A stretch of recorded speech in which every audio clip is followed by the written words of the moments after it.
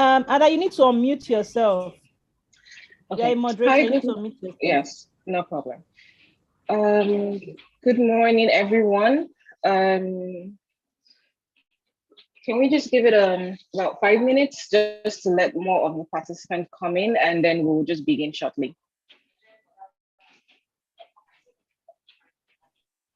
Can everyone see me and hear me clearly? Yes. Okay. Therefore, I can see it. I can see it. All right.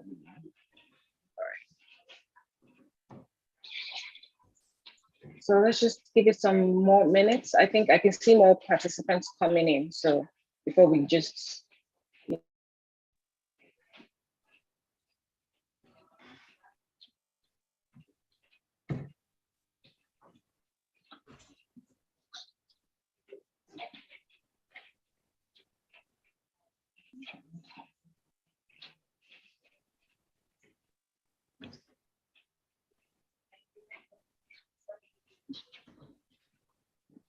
okay, so just to move with the time, Esther, I'm good to go, right? You're good to go. You can start now. Thank you. Okay. Okay, so good morning to everyone joining us. My name is Ada Njamaze. I'm a Public Relations and Communications Manager. So I'll be moderating this webinar by Business Day for the title is Digital Tools for growing your business in the SME industry. And joining me on this webinar, I have some of the, I've looked through their profiles and I'm actually very impressed with what I see. And I'm actually looking forward to, learning from them as well. And I have some business leaders who are in the SME space and who have years of experience in building businesses. And I'm actually, let me just use the word overwhelmed, but I'm actually very, very impressed with what I have. And to kick it off, we're going to start with, I believe she's the only lady on the panel, Kehinde Ruth Onasaga. I'm pronouncing that right. I hope, please. I'm not ready to. Yes, You're yes. Close. So I'm close. Oh, sorry. Onoshoga. Onoshoga. So sorry. Kehinde Ruth Onoshoga.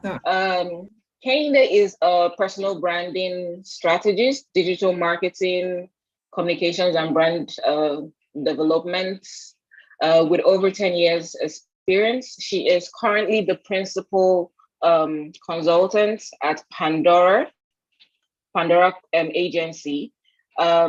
She would be our first speaker, and she will be speaking on basically the topic of the day, which is digital tools for your business.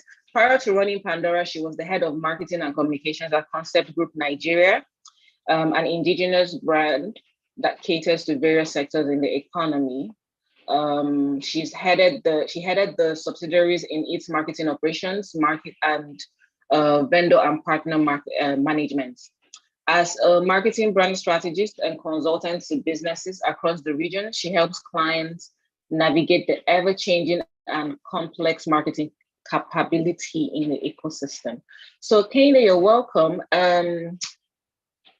Your time is 10 minutes to introduce, to speak about the topic and share some tips with us that we can take note of. So please go ahead.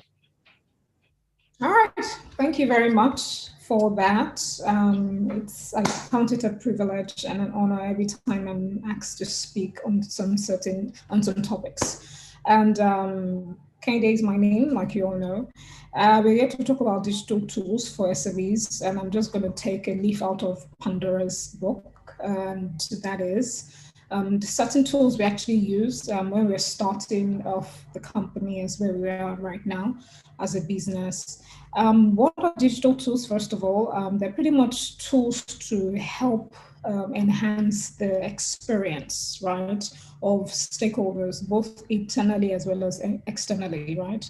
And I usually find topics like this very intriguing, especially for SMEs, because we cannot afford to pay the big money to acquire some of these tools. So we tend to go towards the free version first, and we see how it works before we, pretty much allocate certain expense to in that regard.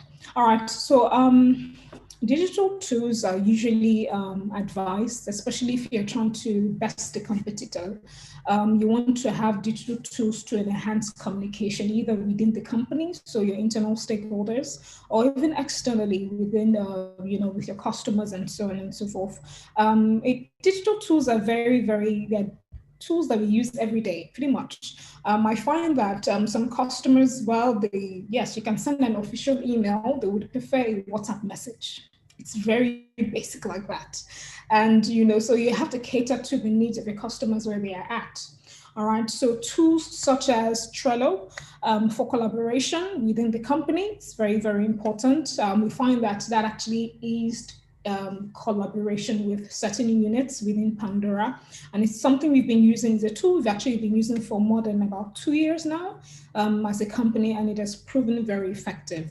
Another tool we use that has proven very effective, because you have to manage your books, and I personally am not a big finance person. I usually have consultants to do that. All right, so, but you also need to see what is going on. What is your OPEX looking like, meaning your operating expense? What does that look like? What does your COGS look like in terms of cost of goods and so on and so forth? So you need digital tools you can leverage, such as Duka. So Duka is a bookkeeping app that is very seamless to use. We find that we can actually send invoices to clients, and it's free.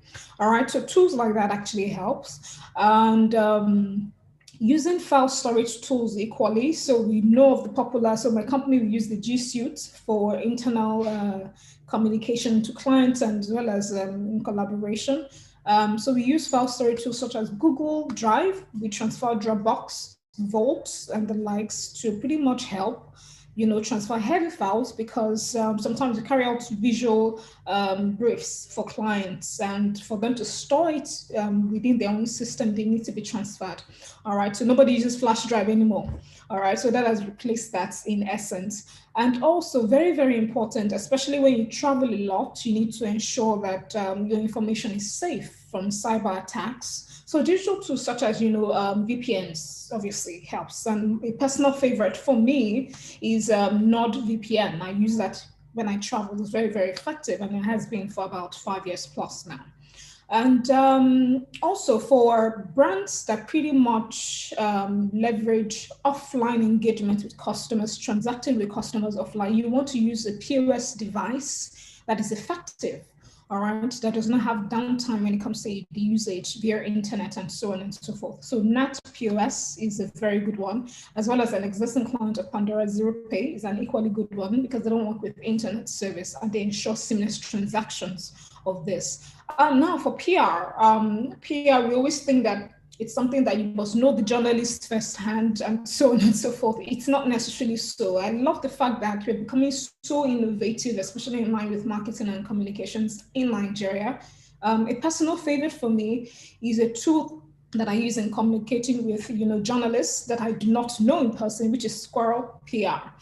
It's a platform whereby you can just upload, your press releases and so on and so forth. Even journalists within Business Day are there as well. All right, they can pick up your story and they can run with it.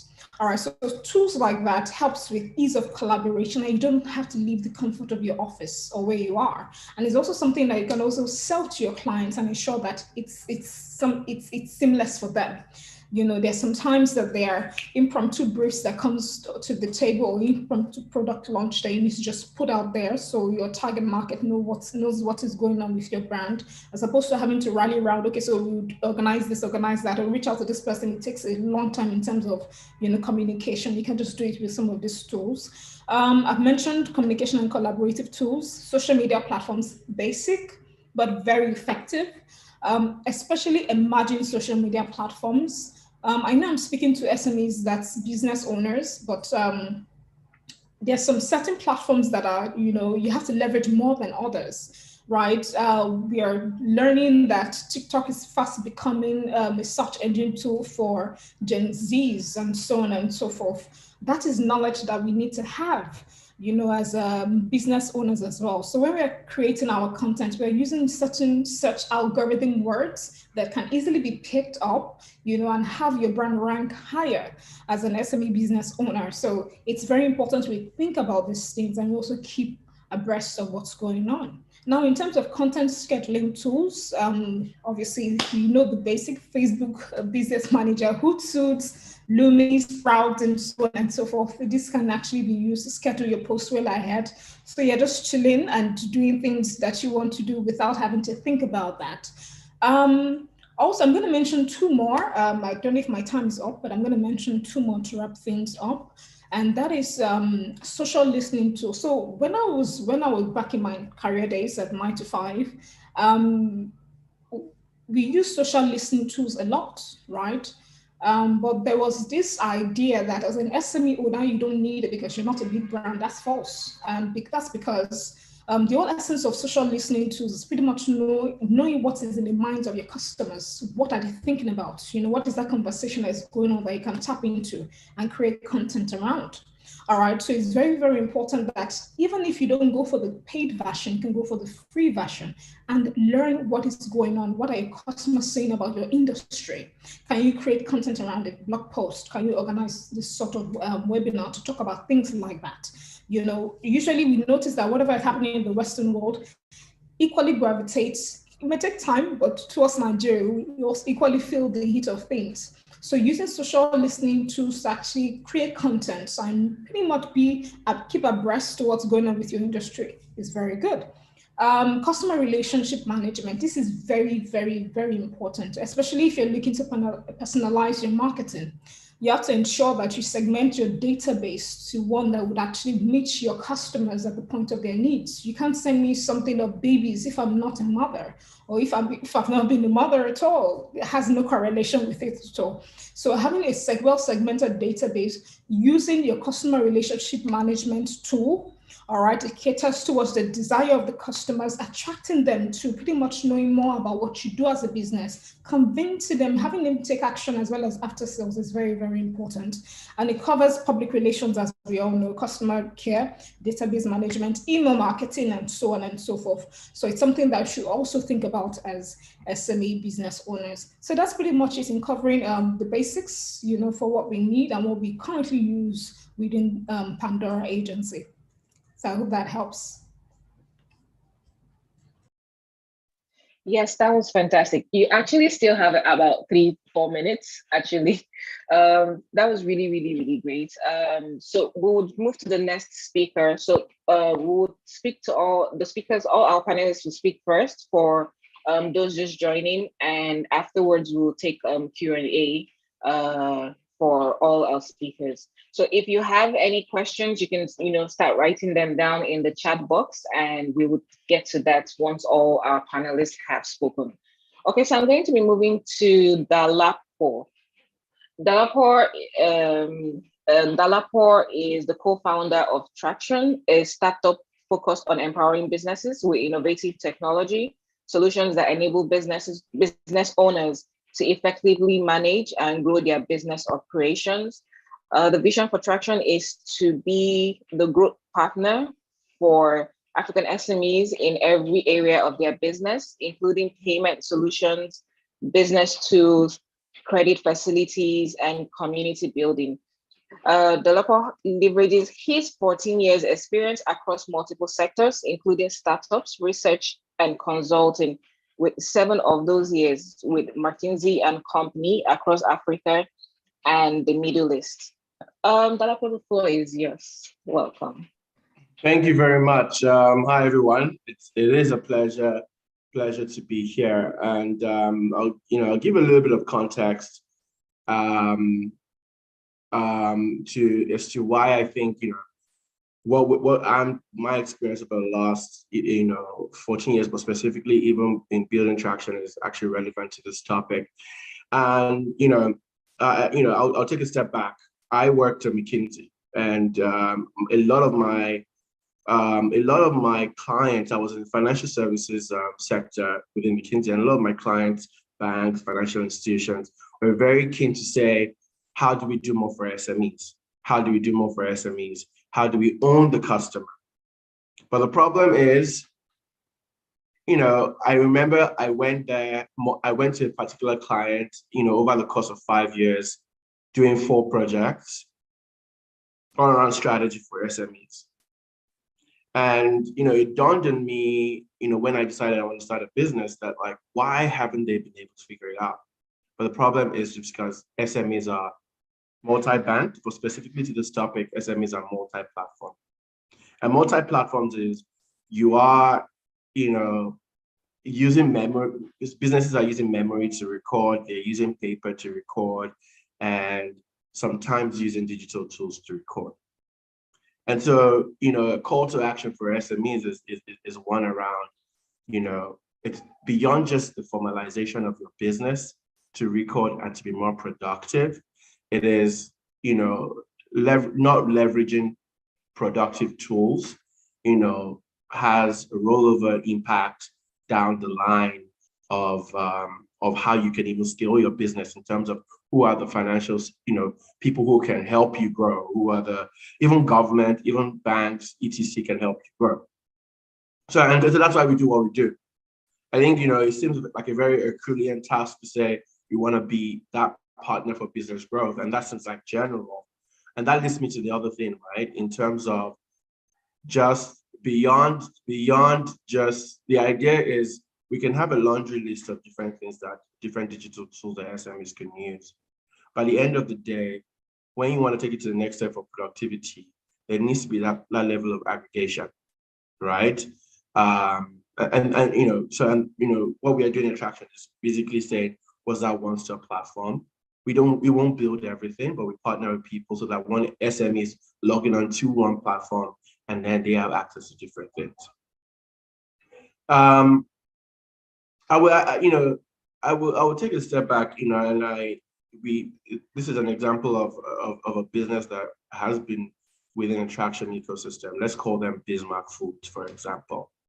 Bismarck Foods, during COVID, before COVID had about 100 businesses. It was like a catering business, right? And catering for offices, etc. So a lot of, corporate clients. But with a lot of people, basically being on lockdown, working from home, a lot of their business basically was shut down. So what Bismarck Food did essentially was they knew that they had to basically pivot their business. It's not, and when we use the word pivot, it's not like a startup, but like it was a 5-man, full-time business that needed to really say, how do we grow? Now, 18 months later, a couple of key results. They had pivoted to more of a B2C business, and they had about 2,500 frequent paying customers. Revenues had grown about 10x, and they had, and now I want to tell you how they were able to do that. There were 4 key platforms that they used for that. It was a lot of digital marketing. It was e-commerce, right? It was essentially what I would call a CRM. And it was also they went deeper when it came to bookkeeping. I have normally, when I talk about digital tools, there are about 6 things that I talk about, right? It is, and rather than even talk about the tools itself, let me just say what kind of digital tools, even reflecting on Bismarck Foods, that are required. Sometimes the process of producing, right, a tool is sometimes to track, to ensure accuracy is required. So like say from a production point of view, you need tools to find your customers and for your product essentially. So like marketing tools. Sometimes you need tools to sell better. So that overlaps with marketing, but also how am I collecting payments? And I'll go back to that. Now a customer has bought from you, but how do you make sure that this is not a one-time customer? Now, it could be like a marketing tool, digital marketing, but sometimes there are customer relation platforms and intelligence that are required to do that. Now, fifthly, how do you manage customers? Can you imagine during COVID lockdown? And now we haven't even moved back to what it was pre-COVID. We are doing a lot of hybrid work. How do you, but regardless, even if it was in office, they're like, how are we communicating to our customers, etc. Sometimes they need tools for that. And I think the last thing is, how do you ensure that you have the right records and you have the right books? A lot of times, and I see a lot of, look at Nigeria. Sometimes we hear businesses shut down. And I'll give you a little bit of, my own perspective is businesses don't cost effectively. But I don't want to digress. You pay rent 3 years in advance. And so when you do your little back of the envelope calculation, you think that you're profitable, but the cost, you've forgotten how much you had put to buy that generator, to buy, whatever. And so sometimes it's really like, what are those tools that really help you at any single point in time? You are basically understanding what you need to do. I'll give you examples, but I think, we will hear a lot about different examples, but honestly, I want to focus a little bit in the next 5 minutes more, I'll do the examples, but I want to focus a little bit about like, how do you know what tools are best for you? And what's that process of doing that? So when it comes to like production and that process, we've seen situations like Google Drive, Google G Suite, as Kendi said, Asana, and even Trello, like really product management. When it comes to marketing, right? Meta or Facebook, and Instagram, that is really helpful. You have Google Ads. And, one of the things that, we found is everyone just quickly wants to jump on Google Ads to see. But we found that like for different kinds of business, you need different things. Sometimes, and it's not just, we see food businesses that are using Instagram more because they want to build communities, right? Facebook helps with it, but everyone thinks that Facebook is dead. But like if you are going into like a different, if your customer segment is like between the ages of 40 and 60, I promise you Facebook is better than maybe sometimes than Instagram. And Google Ads, that is good as well. And then, but there's a little bit of thinking on that. It's not just to plug it into that. And I think sometimes a lot of these things you need to, work with experts on that. Sales, right? And when it comes to sales, we've seen restaurant business use things like Linktree that basically can list your product. You have the e-commerce platforms. There's a world where you join a marketplace like Konga and Jumia. Or even sometimes we've seen more delivery platforms that are doing like e-commerce as well, like your Glovo or Gokada, etc. Right? But and that is from how do you optimize on sales? And then there from a payment point of view, and I promise you, it's never about just having the best product. It's and being able to make have a marketing platform that shows it, right? I think when it comes to how you communicate pricing, how you basically effect payments, that in my mind it is a big area that people need to go deeper on when it comes to customer service. For Traction, for example, we lead with offline payments. So we have the POS terminals, we have bank transfer, etc. that are used not just by if you have a brick and mortar store, but even if you have like Instagram, if your business is based off Instagram as well. Customer relationships, right?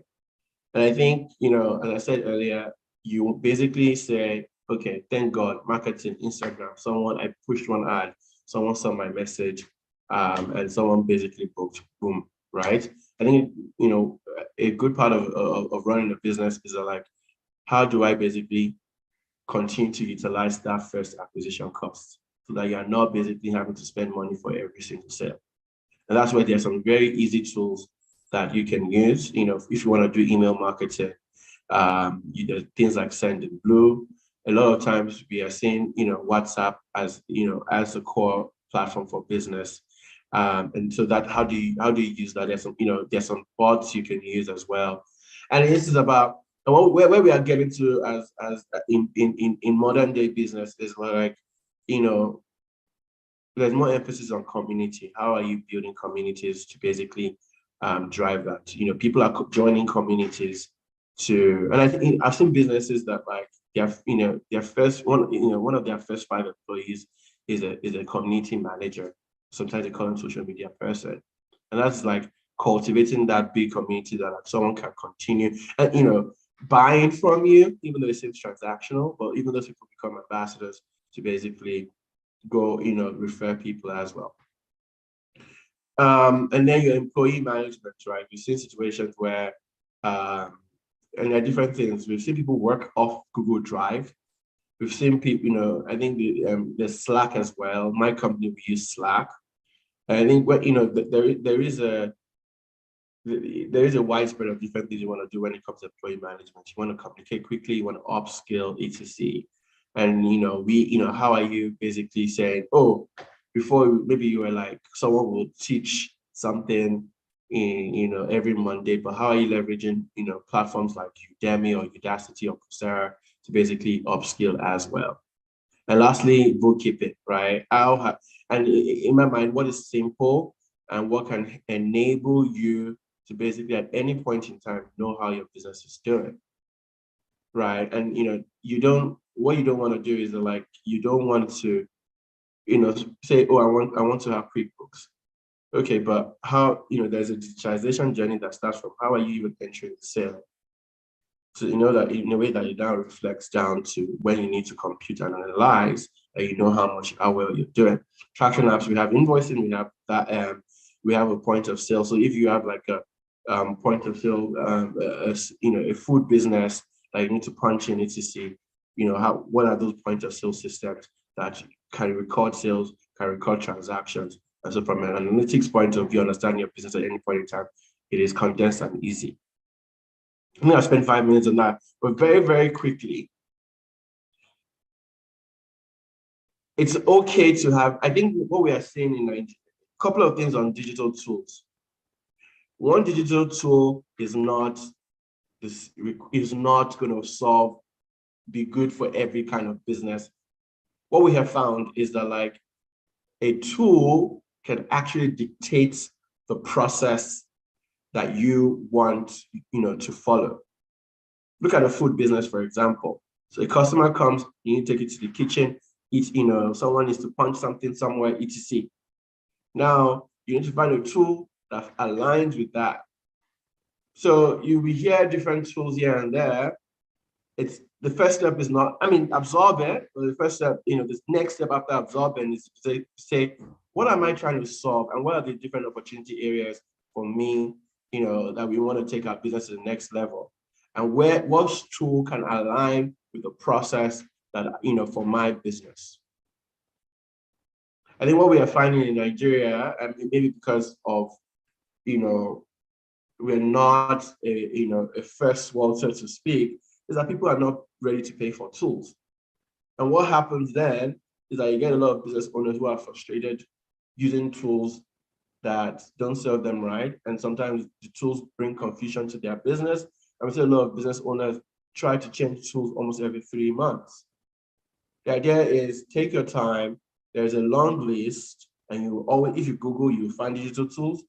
And so that, I won't spend time giving you more examples, but what is my business process that I'm trying to take on and I'll try to optimize, and what tool serves me right?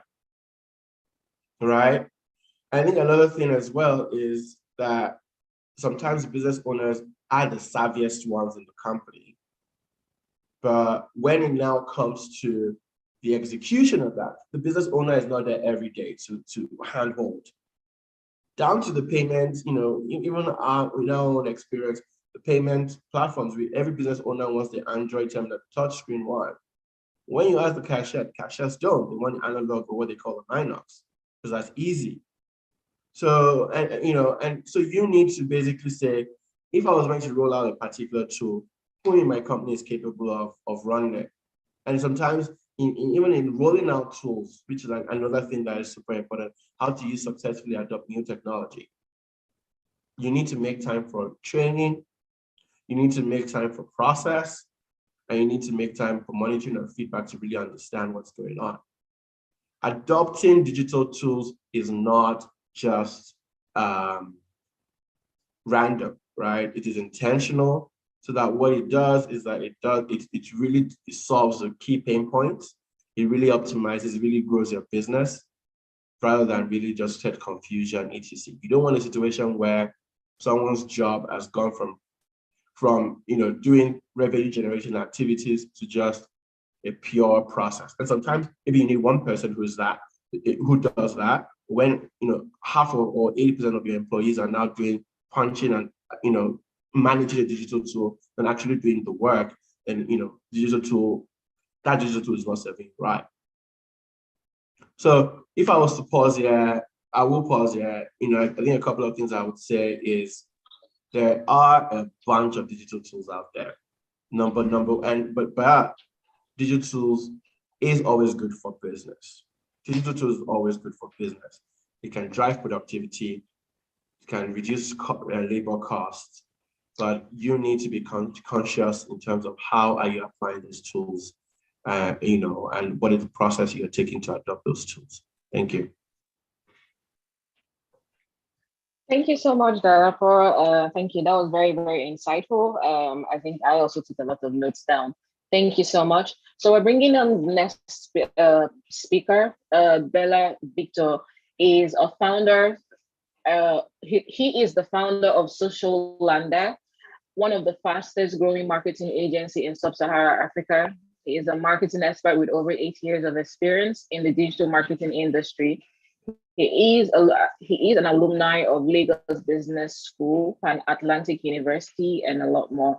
Welcome, Bella. The floor is yours. You have 10 minutes. Okay. Thank you so much. Hi, everyone. First, I want to thank Kende and Dolapo.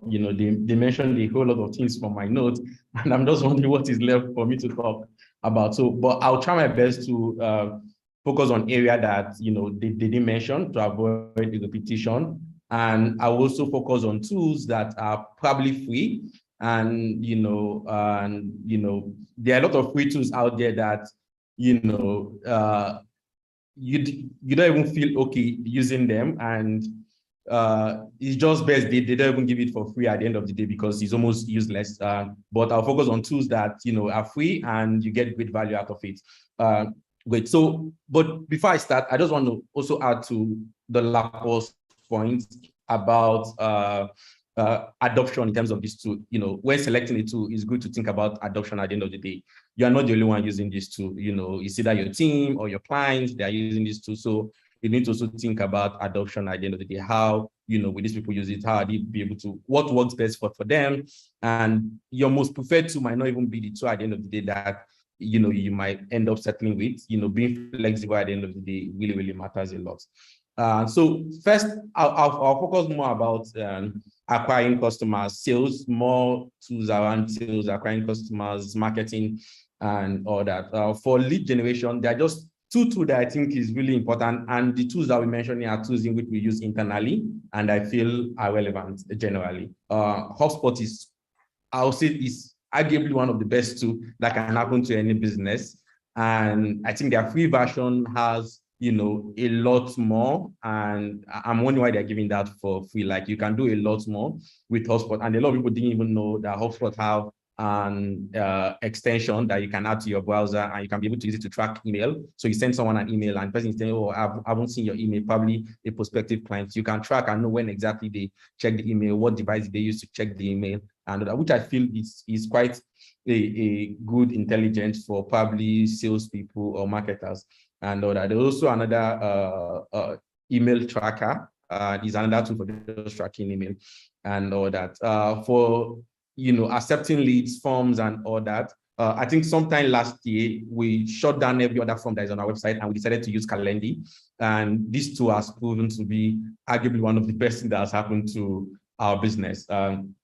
because it just, instead of having your regular form on your website, you have a calendar form, and it helps you to send reminder to clients, send them text message, a follow-up. You can set a lot of nice sequence in your form, and it can do a lot more and all that. And I think it's like $5 or $10 monthly for the paid version, but the free version can do. But if you want probably a lot more feature, it can provide you with that. And I think it's owned by Nigerian, and I think it should be like $1 billion company recently. So at least let's support and follow Nigerian business.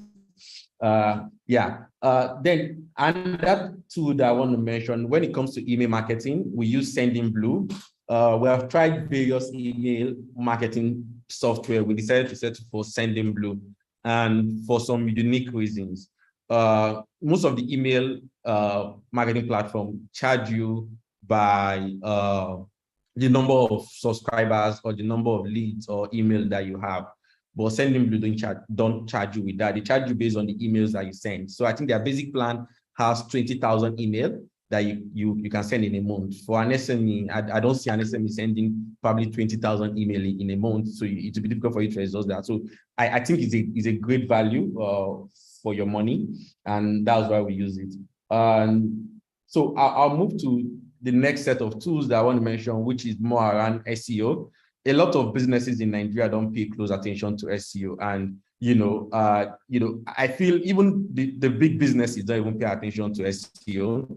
And if you as an SME is doing your bits to pay attention to SEO to see how you can rank for keywords, it can be one of the best things that can happen to your business. And internally, we get as much as 10 to 20 leads organically, for a B2B kind of business. Just from our SEO effort. And I will share some of the tools that we use internally that have been able to help us to achieve that. Google Search Console, and these two, you might not know them, or you might not end up using them, but it's a way of you just advising anybody managing your SEO, or probably any of your staff working on SEO, to probably consider these tools. And also Google Search Console, which is is the first tool that you need to set up when it comes to SEO effort. Google Trends, just to know, the trend are happening online. We have the Google Keyword Planner. This can also help in terms of media buying.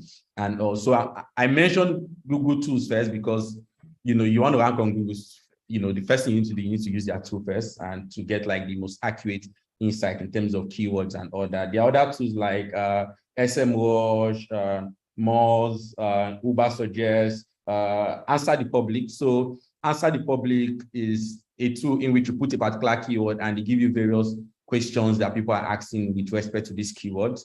This can help you target your content, your blog posts, that to answer most of these questions and all that. I think Uber Suggest just acquired them this year, and Uber Suggest is quite an amazing tool. It has been free for quite some time, and they just have like a paid version. And I think one thing that differentiates them in terms of cost from other tools is the fact that they have a lifetime deal that you can just pay one-off fee, and I think for like $100 or so, and you have it for a lifetime, like the pro version of it. And also, so that is really, really an amazing tool. And that's a lot of people didn't consider. Probably if you want to grow your YouTube channel and you're thinking of tools to use to grow your YouTube channel, there are two tools that stand out, and vidIQ and then TubeBuddy, is a tool that I will really encourage you to check out. And last tool that I want to share is Appsumo. Appsumo is just a marketplace for most of these softwares. So some of these software that are paying $10, $20 monthly for, on Appsumo, you can have a lifetime deal for them and just pay one-off fee and use this tool for life, without paying any additional fee. So you can check out Appsumo. It's just a marketplace where you have these two at a very discounted rate, or probably for a lifetime deal. Yeah. So I think that is all I have. Yeah. Thank you so much. Thank you, Bella. I would just like to ask that the speakers who have spoken, some of the apps that you have shared, can you put them down in the chat box for some of our attendees to take notes of them? We're still going to come to the Q&A, but it would also help, because I was also taking notes as well, but put some of the apps on the chat box so that attendees can take note of that. So I'm inviting Nest. He's a technology entrepreneur with vast experience working in African's economic markets. He is the co-founder and CEO of True Finance, a mobile and web platform that allows Africans to own the globe by investing in stocks and multiple exchanges globally. And at True Finance, he is responsible for all the major corporate decisions, handles multiple operational strategies, and is the company liaison between the board of directors and investors. Mr. Oluwatomi, the floor is yours. You have 10 minutes. All right.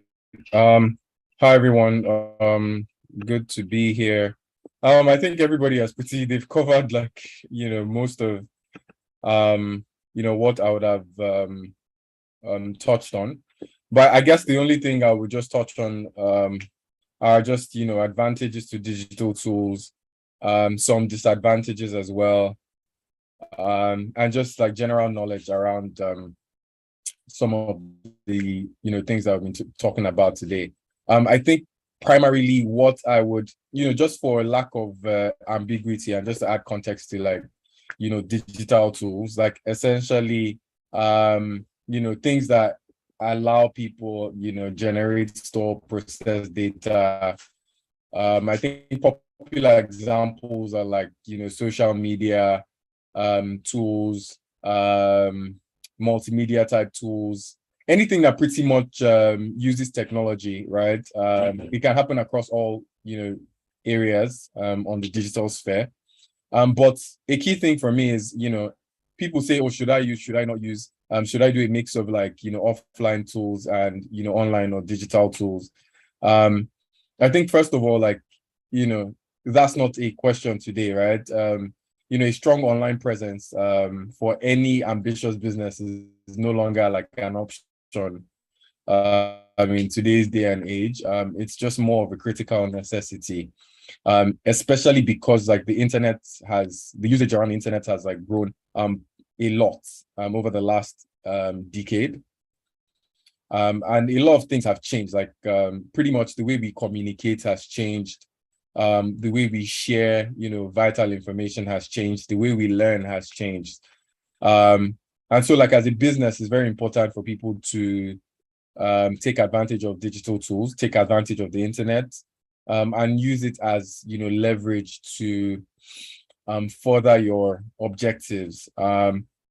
So I think one of the, for me, one of the biggest advantages, right, is, digital soft tools generally just make your life less of a living hell, right? They make your processes more consistent.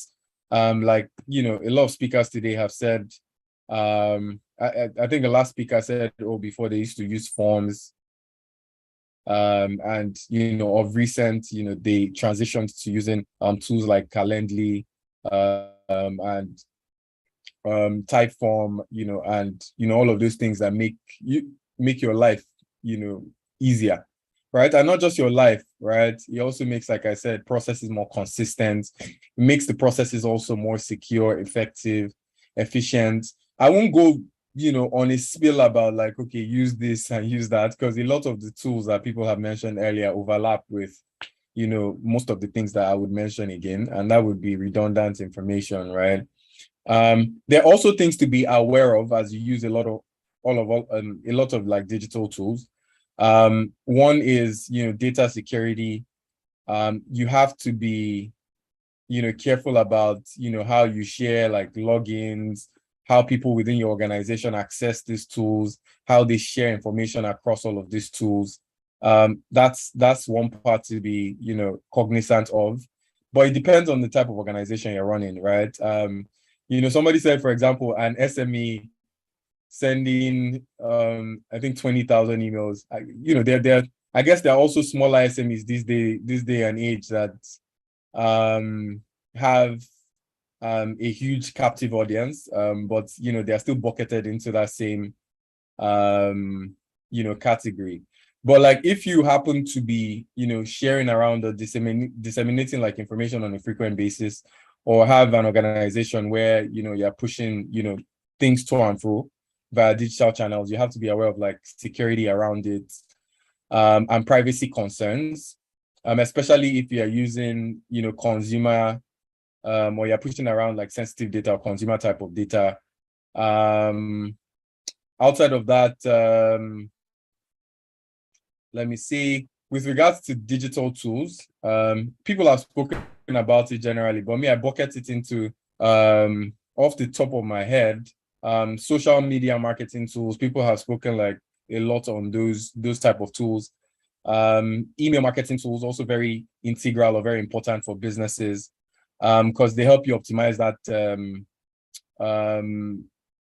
messaging process, right? The way you disseminate emails, the way you get context or data from those emails that you're sending out. So it's not just sending out 20,000 or sending out 10,000 emails. You want to be able to get feedback on like how many people have read the emails, what the open rates are, and just generally like how the emails are performing. There's some tools these days that even give you deeper insights or context into the particular section of your mails that people were focused on. So like, okay, perhaps that's the sweet spot, or those are like the places that you need to double down on.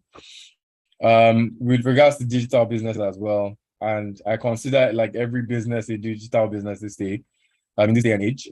People are, I think any serious business does what they call SEO, search engine optimization. There are tools for that too as well.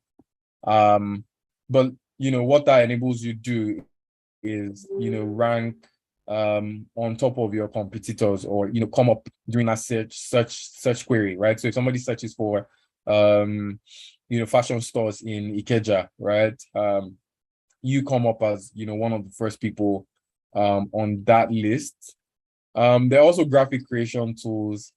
I think every business needs that. I guess people start off not having the funds to onboard a full team around like that does creatives and does designs, and that that entire creative process for you as a business. So there are free tools, like Canva. They have Canva has a free plan, where you can pretty much design your own logo, design your own business card, letterhead, and all of those very integral things like to the business. There are also landing page, type products that help you, whether design landing pages or capture leads. A popular lead capture tool that comes to mind is Kickoff Labs. There are a couple of things that you could do with Kickoff Labs. There's a free version and there's a premium version, right? So with Kickoff Labs, you can gamify the entire like lead capture process. Then you could also, and when I say gamify, like you could open up perks to people that sign up to using your product earlier, or sign up to the wait list earlier, and a bunch of other things too as well. Like I said earlier, there are lots of like landing page type tools where you could, and pretty much it's almost like drag and drop like these days. Pretty much design a one-pager where people can read about your business without you having to contract, designing a complicated website to like a web development firm, or like a small software agency. So I think for me, those are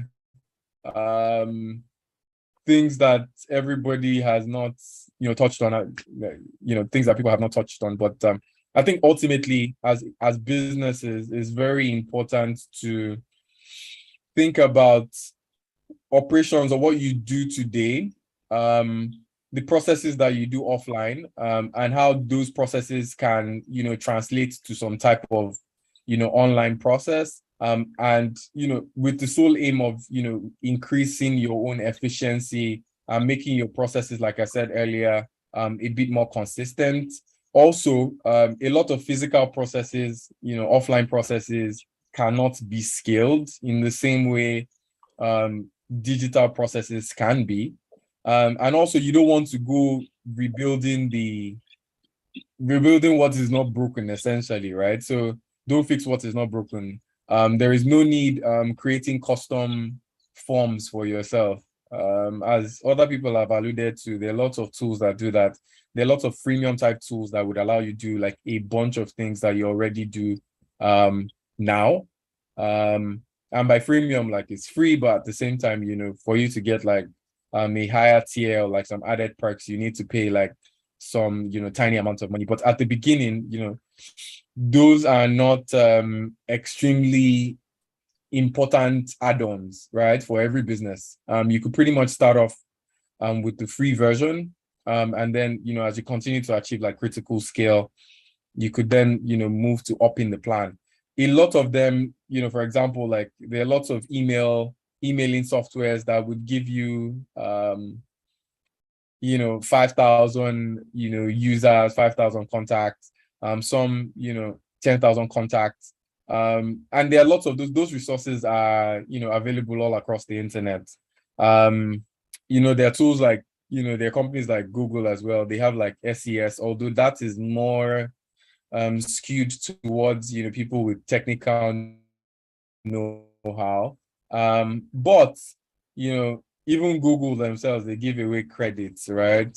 So essentially back to what I was saying before, you don't have to think or, you know, take out that mentality of because you can control the cost around physical processes, you think like that's the best way to go around things and you continue doing that just because you feel like you can control the cost. But, you know, as a business or as a business owner, your number one priority or your number one goal is to take your product and spread it out to as many people or increase the reach to as many people as you can, right? And, you know, you're dialing back on some of the daily things that give you stress, you know, or, you know, the things that give you stress or the things that, you know, you have to put a lot of energy or resource or power into, and, you know, figuring out how to, you know, use people's life work or tools that people have built over time, and leverage on all of those things to help like push your scale,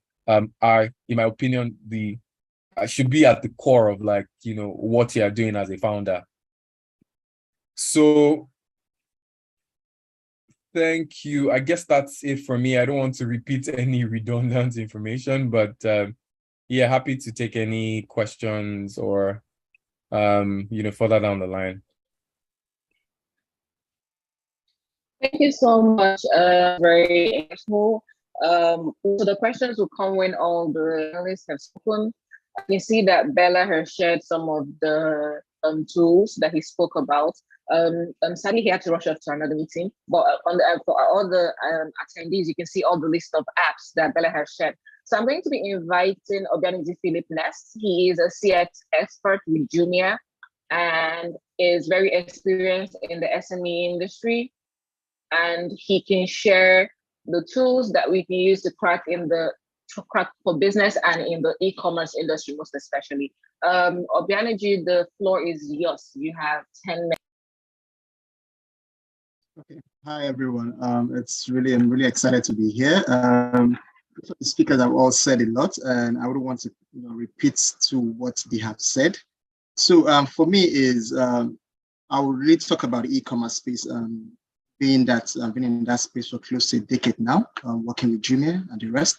And for me, if you feel if you want to go into an online business and you feel you want to go into online selling and the rest, I would suggest you just, there's no need for you to go into building your own, like an e-commerce website. And why don't you just key on the existing ones, like a lot of e-commerce platform right now, like Bomba, Jumia, and Konga, and also Flutter Web Store, because it's more cost effective for you and you don't have to start building from the scratch. What you just have to do is, create a profile with them, list your product, and have clear pictures, determine the price factor of what you want to sell. And yeah, you're on it, and you've been able to advertise and meet a lot of your clientele or your consumers which actually want to sell. And also, if you're also thinking of going to the e-commerce space, you also need to think of having an inventory management tools. There are a lot of apps that also offer that if you decide to, have your own e-commerce website, like apps like Magento, Bumper, like this would actually help you manage your inventory. And also the one that it's been managed by NetPlus, I think it's Storm for Merchants, where you can have your inventory management, have your inventory being managed properly. You can know how your stock, it's very necessary while you're on an e-commerce space. You can even, manage your stock and inventory, know your sales. And if you also want to talk about, some of the speakers have talked about email marketing, you can key on MailChimp, HubSpot, and also Magento also has that key for help that helps in e-commerce. Yeah. So also another one I would also want to speak about is social media, leveraging on social media. For example, if you want to sell thriftwares, what we probably know as Okrika, right? I would advise you go build an e-commerce website, right? Or you can simply do leverage on Instagram, where your target audience, have it there. You can leverage on also Twitter, leverage on Facebook Marketplace, right? So these are kind of tools you can leverage on. For financing, let's say have a payment platform where you want to leverage on Paystack, Modify. These are already established platform which you can just, all you need to do is plug and play, and you make life very easy, because one of the importance of digital tools is having connectivity and communication very seamless, efficiency, enabled to have user experience on your platform or whatever platform you can use. So I would stop here, because a lot of panels have already spoken a lot about it.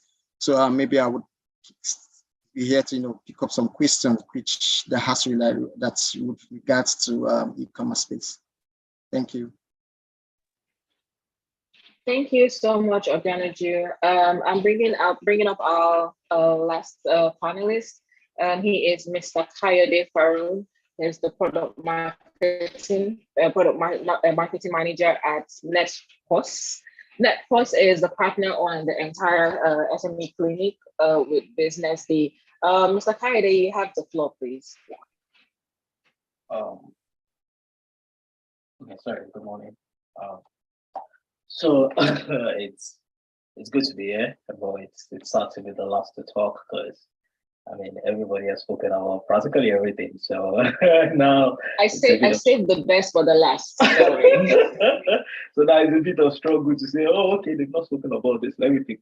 It's kind of, but it's a good conversation. So I will just touch base on. I'm going to talk in relations to anybody that is really just starting their business, maybe 1 or 2 years, and they have maybe 1 or 2 staff or no staff, and they feel like, oh, you know what, we want to try and do it ourselves, because one of the disadvantages of digital tools is that if you adopt a lot at a time, you can burn out so quickly, because you won't know which is relevant for your business, and you won't know what to apply that fits your business. So first is very, very important to understand your target market. The second is it is very, very, very important to understand your customer journey. You need to know where most of your customers are coming from. And I'm sure a lot of people are asking, why do I even need to go digital if my physical stores are working? I can assure anybody that's thinking like that in as much as you have 100 people coming to your physical stores, you can get 200 people out there that don't have access to coming to your physical stores, because there are a lot more people out there than you think. There's a lot more people out there that can actually come to your physical store, but that you can still do business with. So I will try and keep it on what people can really relate with, the tools that we can start with at first before we go to the advanced tool, because we, in as much as we want to really go digital, we don't want to burn out so quickly. We don't want to start and then run away from it after 2 weeks or 3 weeks just because it's not working. I have divided this thing into like 4 different categories, which is the first is the communication to your customer. How do you communicate to your customer? What are the essential things that you can use to communicate to your customer? Okay, so if we look at social media and you say, oh, you want to go via the social media routes, yeah, it's fine. It's fine to try Facebook. It's fine to try Instagram. And a lot more people are on TikTok nowadays. But if you're targeting, if your customer base is between 35 and 45 or 50, and you're putting a lot more attention on Instagram, you might not get the results that you need. Facebook might just be the way to go about it. So it boils out again to understanding your customer and recognizing where these customers are before you put a lot of effort into, oh, I just want to be online. It is good to be online, but it is good to be online the right way. If you're targeting, Gen Zs and newbies out there, Instagram and TikTok will be the way to go about it. But again, do you just go on Instagram and start posting random things? Or do you just go on Instagram and posting irrelevant things? So there are 2 ways to go about it. Number 1, if you keep posting your business, your picture, which is, the core value of your business is to sell, right? If you keep posting this thing, again, the customers that you're communicating to can get burned out easily. So in as much as you're posting your business, what you do and what you sell, you need to also get on the trend. You need to understand that there's something called digital disruption, which is not a bad thing in the digital space. It is just the way things get disrupted very easily. They say the attention of this new generation is like 5 seconds to think. If you don't get their attention in 5 seconds, you probably lost them, and you probably lost them for life. The way it is easy, it's very difficult. It's more difficult for someone to come to your store. They don't like your service, and you get to see them physically and you get to talk to them, to convince them to buy. It is different on the online space. The like and the unlike button is just a click away. The follow and the unfollow button is just a click away. So in as much as, you are all up in their face, you need to constantly engage them. You need to constantly see how you can make relevant trends. Tweak it in such a way that, in as much as it's a relevant trend, it is also putting you out there. It is also putting your business out there. Pictures, like my colleague just said, the former speaker, they said you can jump on things like Canva, which is very easy to use. It's, you can come up with your graphics in a few minutes, and it doesn't have to be perfect. All you just need to do is being consistent with it. Once you're consistent with things, you will eventually get better at it, and people will eventually recognize your efforts. Things like video editing. A lot of applications today can do video editing. Even the basic Instagram can do video editing. Even your phone can do video editing. In as much as we all want to jump on tools like Premiere Pro or Filmora, which can be, a little bit technical to use, we can all start with the basic. We can all use all those primary tools just to be out there, just to communicate to the right set of people. Email marketing tools, well, they are good. I think I've done enough email marketing in a lifetime to say, oh, okay, email marketing, talk about the advantages and disadvantages of email marketing. But the truth of matter is, if your clients, if your customers are not the email people, don't use them. You need to recognize where they are, and you need to recognize where your strength is. You don't have the luxury of burning your funds where it is not relevant because you're just starting up. And that's why I said I'm talking to the real startups. You're just starting up. You can't afford to get burned out. Look for what works for you. Those are, I'm just going to summarize that communicating to your customers. Now, you need to be able to receive communications from your customers too. If we go to the advanced level, we say reviews and feedbacks on websites. Yeah, those are good. Those are great. But that is when you've been able to build a website and when you'll be able to direct traffic to the website, which is, it can be a little bit technical in terms of the right SEO, the right PPC and things like that.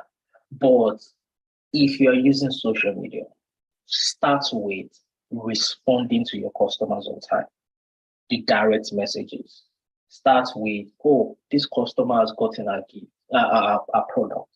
Do a screenshot and put it out there for other customers to see. You need to start first with getting brand loyalty before you can really go into it. Start small, don't get burned out. So things like, quickly responding to messages, quickly responding to Gmail. If you are not responding to Instagram direct messages or Twitter direct messages or Facebook inboxes, right now, how are you going to be able to use Hootsuite to be able to manage these tools together? So that's why I say it's good to start small. It's good to identify these things. You have such advanced tools to be able to understand your customer's journey. You can use SEMrush and everything, but those are advanced tools. You can understand your customer journey at the beginning stage when you interact directly with these customers. You know where they're coming from. You know that, oh, it is from this responding to a post on Instagram that you've been able to acquire this customer. And acquiring a customer is not enough. You need to make them come back. You need to make them repeating customers. So yeah, it is good enough to, say, we just want to be out there. But what is great is having customer loyalty, brand loyalty in such a way that even when you are not advertising, your customers are constantly worried, like, what is wrong? We've not heard from you in a while and things like that. And that is where that loyalty comes from. And then you also need to communicate within your small organization. Oh, so yeah, you're just starting up. So you don't have much to spend on, tools that you can communicate within the organization. That is where, for instance, Zoom can give you a free 45-minute call. And yeah, it is free.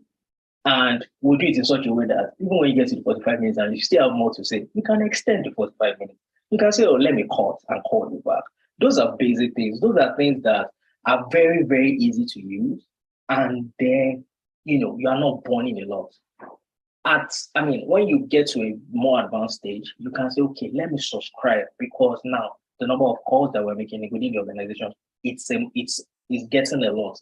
Oh, let's use customized email addresses as opposed to Gmail addresses that we'll be using, or Yahoo addresses that we'll be using, because now we see the need for it. You need to recognize the need for a tool before you start using the tool. Don't just use the tool because your next door neighbor is using the tool. You don't know where his customer is coming from. You don't know what he's doing to acquire the customer. And I will also talk about payment because, that's where I work and that's what we do. We try as much as possible to bring ourselves to, the real startup. The way these customers, the merchants, the way they think at the beginning stage, and try and minimize cost in the best minimum way that we can. We recently developed a product. It's called Net Plus Contactless. And what it does is, if you have an Android phone, for instance, and you download this app, the app is available on the Play Store. It converts your an Android phone with an NFC. So that's an Android phone with NFC. It converts your Android phone into a payment device in such a way that you can receive payments with your Android phone. You can receive contactless payments. So, for instance, your customer is using a contactless card, all they need to do is to tap the phone and you receive payments, and you get a lot of bookkeeping in such a way that you're able to track your transactions. You're able to go back to transaction history to know, oh, how much am I spending and how much, and this is completely free because we recognize the need, to be able to start small and gradually just scale up. And I feel like that is one important thing. And it's really, really great. You need to learn how to engage your customers. It's through engagement that you understand the customer need. And you can't also you have to also realize that you cannot please everybody. You cannot get these things right overnight because to be honest, if you look at it, it gets discouraging, especially when you're on social media and you see your followers grow to like 100, and you sleep and you wake up and you discover that your customers are less than 50 overnight. You need to understand these things. You need to know that, oh, okay, you cannot please everybody, and you need to always put the relevant stuff in front of your customers. Google as a business, Google is not, today we know how the level at which Google is. And Google recognizes what relevance is. If Google tried to, bring up your website, for instance, in a search, and at the beginning, they discover that what you are preaching is not relevant to what people are searching for, your ranking will definitely go down and you become invisible at the end of the day. This is just to buttress the point that relevance is very, very key.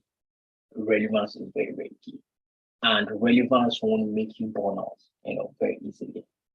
Understand your customer journey, understand the tools that are working for you.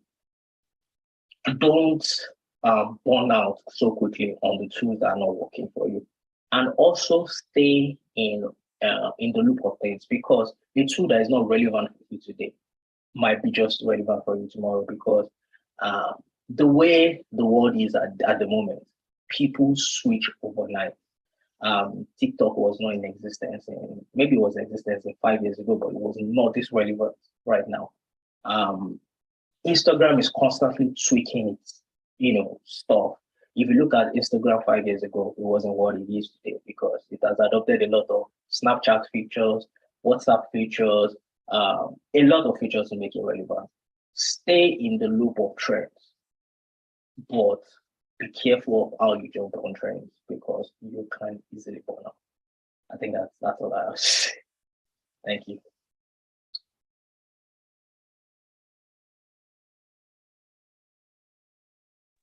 Okay, thank you so much for sharing, Mr. Kayode. So we're moving into the Q&A. Sadly, some of our speakers have to drop off because they have other commitments. But I'm going to kick off with you again, Mr. Kayode, and Oluwatomi. So the reason I'm kicking off with you with the Q&A is because you both spoke extensively about efficiency and customer care. So the first question that I have is, I want to believe that all our attendees or participants know what digital tools are. However, I would like you to highlight the importance of these digital tools. So maybe Mr. Kayode, you kick it off, and then Mr. Oluwatomi will take it up from there. Okay. First will be, makes everything very efficient and effective. You don't want to spend a lot of time preaching to the wrong crowd. In as much as you identify that, you want to go online or you want to go digital, as the case may be, you need these tools to make your life easy. You don't want to be a dinosaur, and you don't want to, try and do things the hard way. Even if you have people doing it for you, if you employ a lot of guys out there that can do it for you, you still need to have a little bit of idea to know where your strengths is and where your weaknesses are. If email is working for you, I mean, you are able to say, oh, this is where we're getting the best of the customers in recent weeks. Why don't we just focus on it? If it's not working, why do you have to keep spending on something that is not working? It is, again, it is good to stay relevant. It is good to jump on trends. Digital disruption is such a big deal in this age and stage. Nokia was a powerful phone some 10, 15 years ago. But right now, they're struggling just because some other new players came into the game and disrupted the market, and they were not able to jump on it as quick as possible.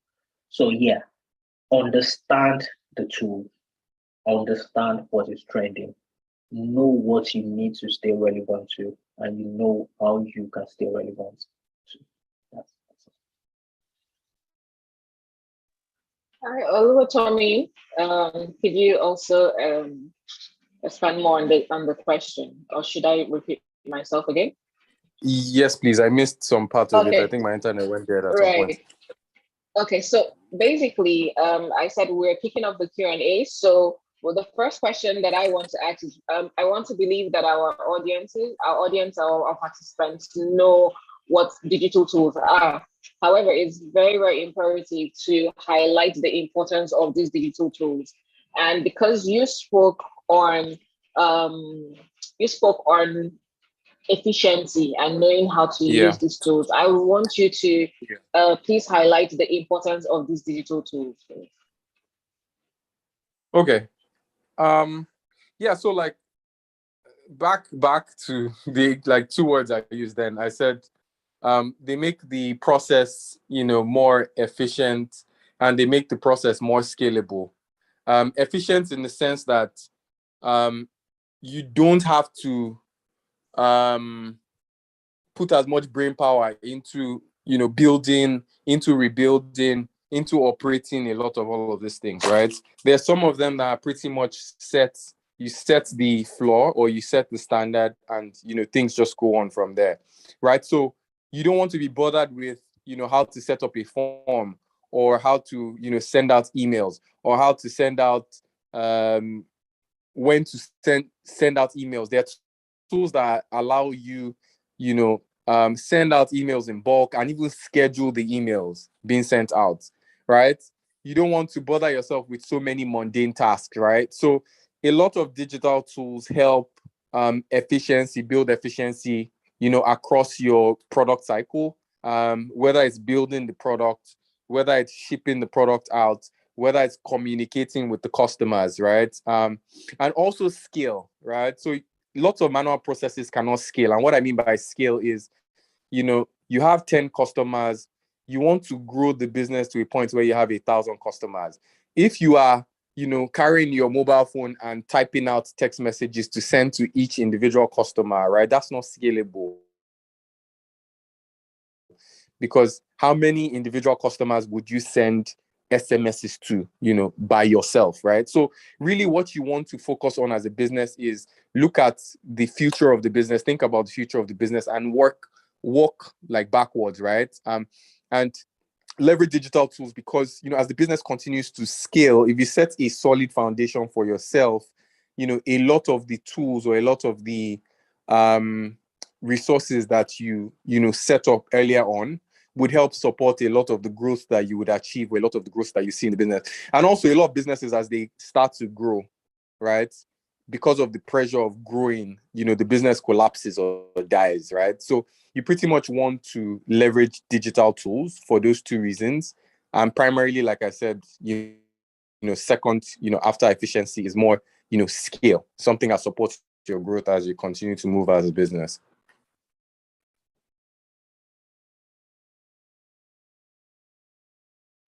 Okay, so thank you. So, with all the speakers have been talking about, the efficiency of digital tools, why you should have it, why it's extremely important for your business. One of the questions that I have is, do you believe that there are disadvantages of digital tools? Now, in a case where an SME is mostly, its functionality is mostly, or its target audience is mostly offline, do you think that the digital tools would have a disadvantage on that business? So I'm going to direct my question to Dalapo and still Oluwatomi.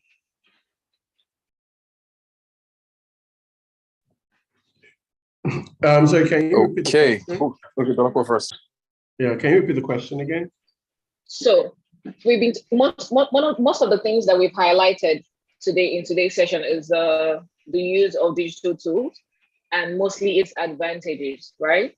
So are there disadvantages of digital tools? Now, let's say in a case where a business its functionality is mostly offline, would you see that would you see the use of digital tools for them as a disadvantage? But generally, what are the disadvantages of digital tools, if there are any at all? I think it's very hard to call them disadvantages, because I think that when you say when the person who creates a digital tool, it's because it's trying to solve a problem. Now it's more around how people engage on the digital tools. I think that's what a couple of people have talked about. I think the first thing I would say is that, in businesses, the alignment, success isn't using a digital tool and using it. Success is what the digital tool can do for you. What are the results of using the digital tool? For example, you can have Slack as a business. You can use Slack in your company, but if your employees are using it off, that does not mean that they're working. That does not mean that they're impacted. So yeah, it's the use of it is not success. It's what comes outside of that. And I think based on what I said earlier as well, digital doesn't become a disadvantage if you are basically first articulating the problem that you're trying to solve with the digital tool and finding the right digital that works for you. And as well as it's not a disadvantage as well if you intentional around how you want to roll it out, in your company.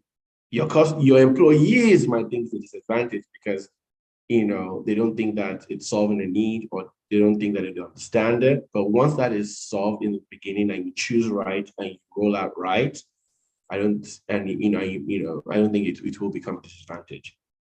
So in summary, it's a disadvantage if you don't plan well how to use it. Yeah.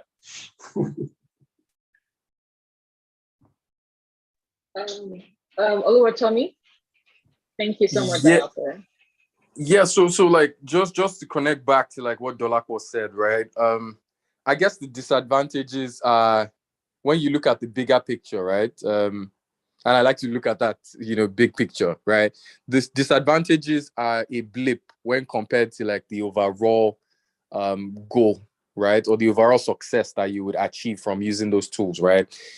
Typically things that people would say are disadvantages are, like one, for example, like the complexity of some of these tools, right?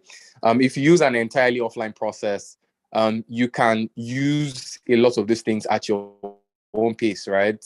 You can create your own structure around, how to send out my messaging, or how, all of these things, right? But if you are trying to transition from like an offline process to online, those things work in a particular type of way, right? Now, is that a huge deterrent? It should not be. There is a learning curve, right? But then when you weigh, and some people will say, it's a disadvantage because, like I said, it's complex. Like there's some complexity attached to software, or you have to set them up. You have to like get a hang of like how it works. People are trying, but there's still a learning curve around it, right? So I think the first thing is take off that mental block and say, or that block in your mind that says, okay, you know what, this thing might be a little too difficult to learn, and understand that the pros outweigh the cons, and I like just forge ahead with embracing the future of efficiency, or what efficient work really looks like. Another thing people would say is like, for example, like for people that are like very sensitive about data, right? They would say, oh, there's some question mark around data security. But at the same time, there's a lot of question marks as well holding like physical stuff, right? So all of the things are all of the things that people would say are disadvantages or people would document as disadvantages, I think at the end of the day, when you weigh the pros and cons, right, the pros far outweigh the cons.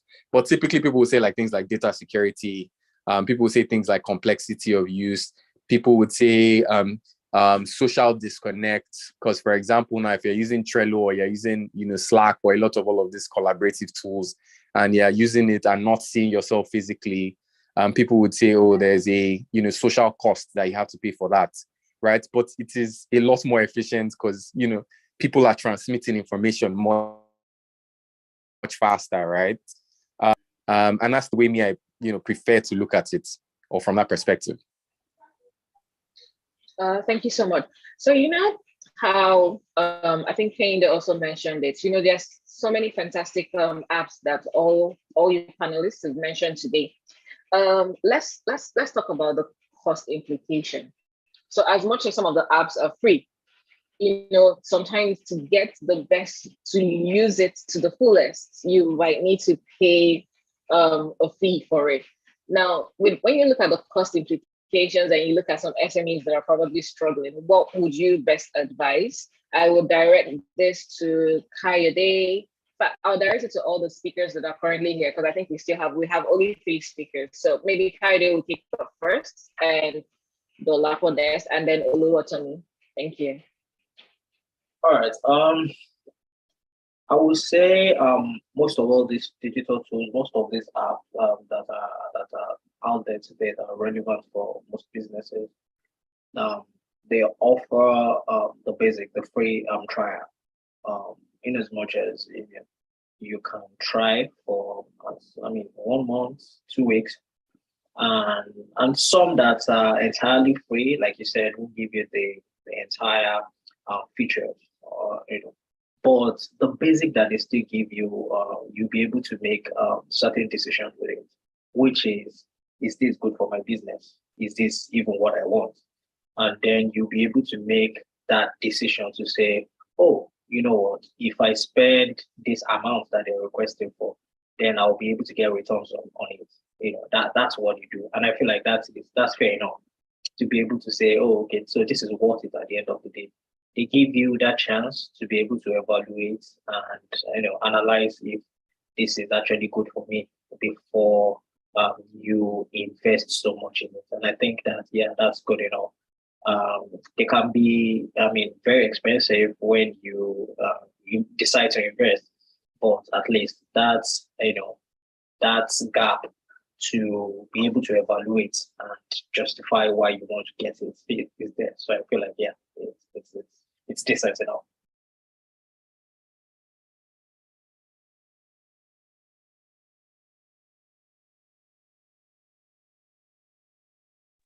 Thank you.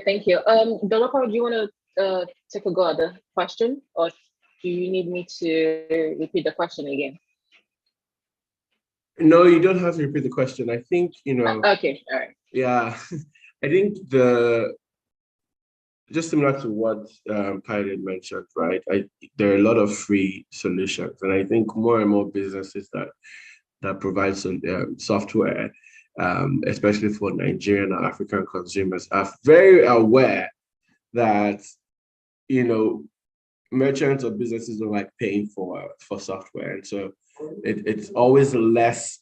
What they tend to do is make the software and tools free and find other ways in the customer journey to make money. I think there are some times as when you're starting off a business and still also in the exploratory phase in terms of what the right business tools are. The idea is that you can use free. There are free solutions out there. However, remember I said in the very beginning, a tool can actually dictate your business process, right? And so when your business gets to a level of maturity, sometimes you need to then take the stab to say, I need a technology company, or I need to build my own solution, etc. Most likely in the first 1 to 2 years of doing a business, especially a business that is growing very fast, they are very easy tools. But once you're trying to say, this tool is what I need for my business, but there's process here and there is not the same. And then that's where you basically take the step to adjust or create yours or etc. I've seen that many, many times. And so it's very, very hard to say what the cost is, but I think, there are different options out there, and it depends on how specific you want it to be that can dictate the cost. But yeah, so it's a very hard question to answer, but there are free tools out there. Yeah. Oluwatomi, thank you so much, Dalapo. Oluwatomi, can you hear us? Okay, I think so. If you're speaking, your mic is still on mute, but let me just move on. So can you, Dolapo, I'm going to come back to you, please. So with the different categories of these digital tools, what would you say are your, let's say, your 5 absolute favorites, and their functions and features, and why you love them?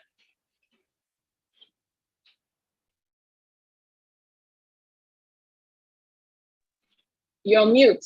Yeah, You're mute, so we can hear you, right? To be very honest, WhatsApp is my favorite, and I wish. And why is it my favorite? I think WhatsApp is my favorite because it allows us to engage customers really easily, and that's also what customers use the most often, right?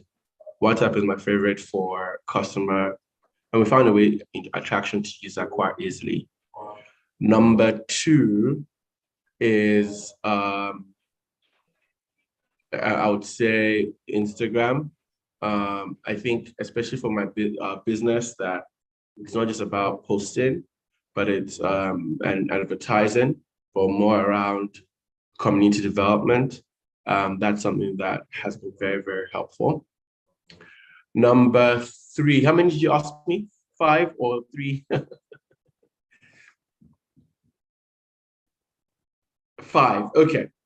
Number 3, I would say Calendly. I think what we are finding more and more with Calendly is that you can do just more than book meetings. And now, especially for an organization like mine, that I have a co-founder, and sometimes we join meetings at the same time, and we don't want an executive assistant. And so Calendly has been very helpful, but there's been several extensions beyond Calendly.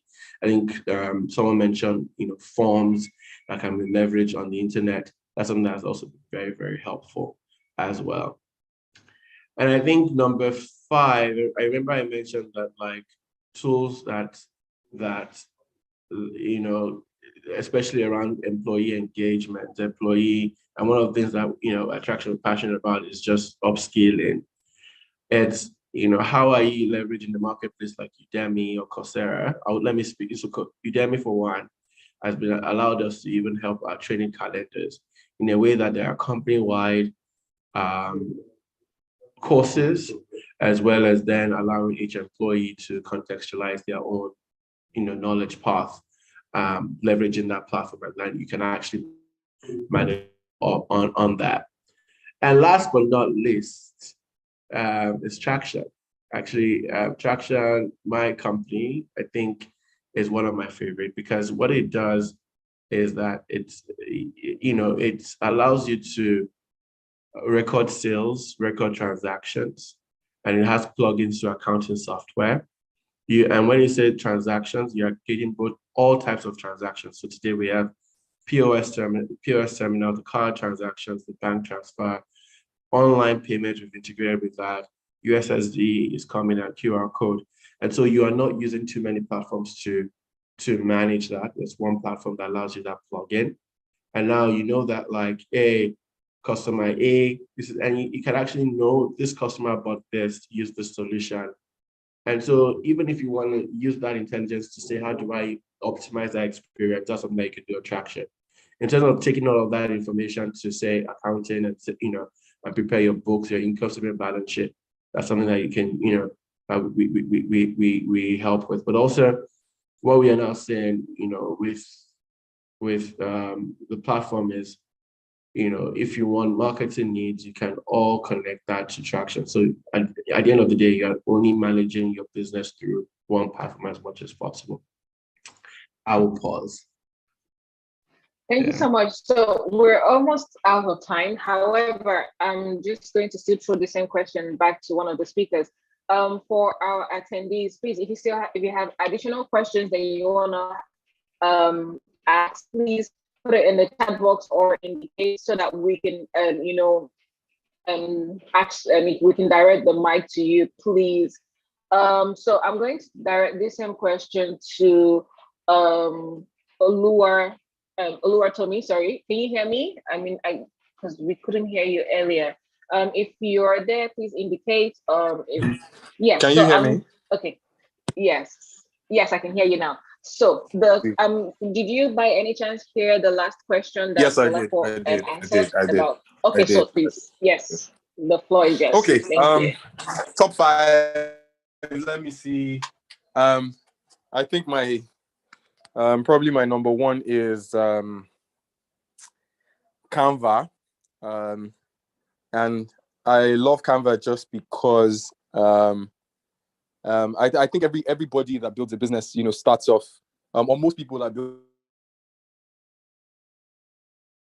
businesses start off light on cash, right?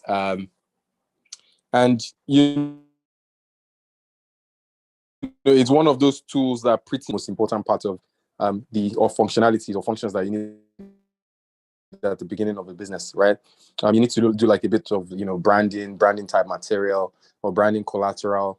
You need to do a deck or a presentation or something that portrays what you are doing as a business. So ultimately, I guess for me, it is Canva number 1. It is WhatsApp number 2. I love Slack number 3. I love MailChimp /Sendinblue number 4. And number 5, I love YouTube. And YouTube is for obvious reasons. I think you can pretty much learn anything there. Thank you so much. I know if you go to the Q&A, Bella and Kane, they shared like some of their apps, some of the different apps with the different categories. So customer relation, they shared all those apps there. So if you are part of this webinar and you need more clarity on the kind of app you need for SEO, please go to the Q&A. This have been answered. So one final question for all the panelists before we end, before I hand over to Esther. At what stage of business should digital tools be implemented? So Oluwatomi, since you still have to please take that. Please, let's make our answers as quick as possible so that we can head out before 12. Thank you. Sweet. At what stage? Simple answer is at all stages. At the very beginning, like even if you are, very, I think like you need to think bigger and you need to figure out like, what the future looks like, and scale like is very important, because if you can't scale it, then why are you doing it, right? So I think at the very beginning, even if you're not doing it, you have to start thinking about it actively.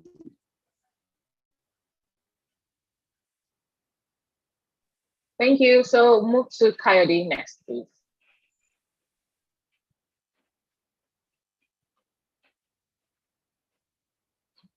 Yeah, I kind of agree with him. the beginning stages is all stages are very important. I just think that different stages have different number of tools and different investments you have to put into it. Some you start with the free one, see how scalable is that. The number of customers should also determine what you use, and then your target market should also determine what digital tools to use.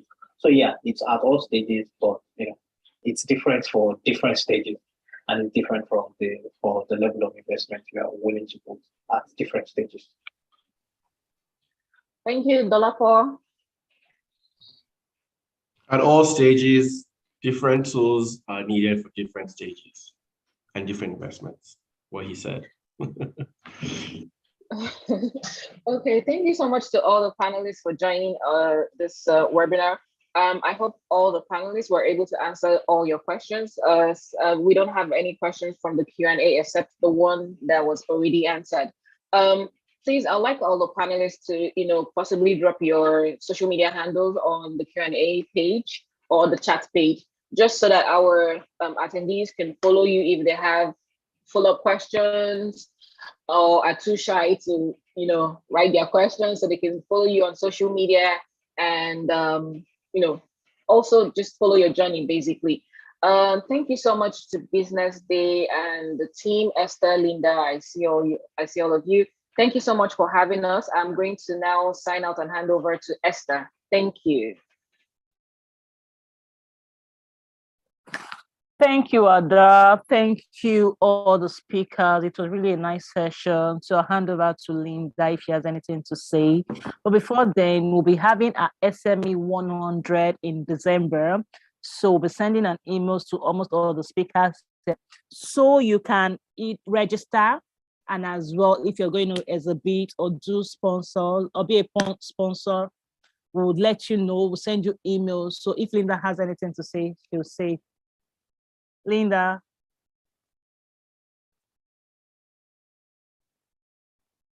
Linda, can you hear us?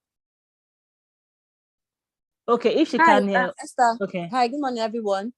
I didn't know you were going to come. I thought you have done all the introduction. Thank you, all the speakers and people listening for this edition. I'm sure most people have learned a lot. As always, we always like people to subscribe to Business Day. You can subscribe to our handle and also follow us on social media. We also have packages for SMEs. And then, as Esther said, we're working on the SME 100 event for December. We would like to have many of you there as speakers, partners, and sponsors. So we'll be sending out messages and adverts as soon as possible. So we look forward to having you there. Are we playing the video for Net Plus, or we are good? No, ma'am. Okay. Thank you. Thank you, everyone. Thank you, everyone. Bye. Have a nice weekend.